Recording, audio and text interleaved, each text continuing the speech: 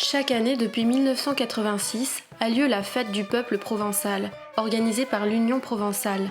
L'année dernière, elle se passait à Vaison-la-Romaine. Cette année, du 19 au 21 mai, c'était à Sisteron, l'une des 60 communes du territoire de l'UNESCO Géoparc de Haute-Provence.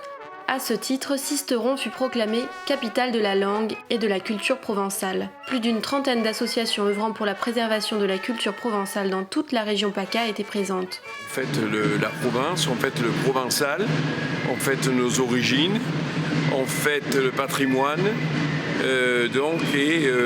C'est la ville de Sisteron qui a été choisie parce que c'est une ville justement avec un patrimoine extraordinaire. Et puis on revendique d'être des Provençaux et on parle aussi le provençal.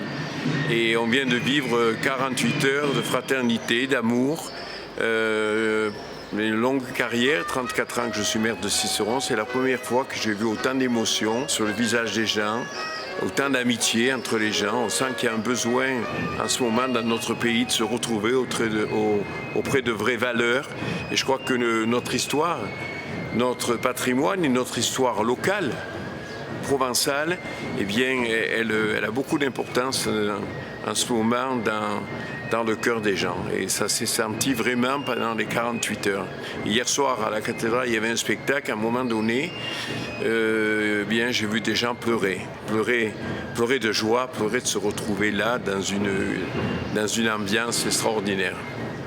Vendredi, c'était la journée des jeunes avec un concours. Le soir, nous avons fait un grand spectacle avec toutes les associations provençales de Sisteron et les environs. Donc hier, il y a eu du théâtre, il y a eu des conférences, un grand concert avec le Condor hier soir qui a rempli la cathédrale, une ambiance de folie. Et aujourd'hui, c'est le dimanche, on a commencé par un défilé dans la rue, un passe-carrière, comme on dit en Provence, la messe avec plus de 300 personnes costumées.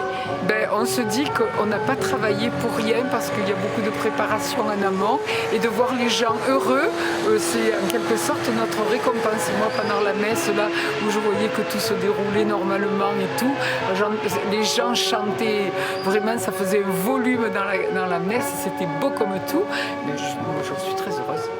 Le concours de la Mireille d'Or qui clôture habituellement l'événement avait cette année pour thème Provence, langue et territoire. Sisteron, qui avait déjà accueilli la remise des Mireilles en 1992.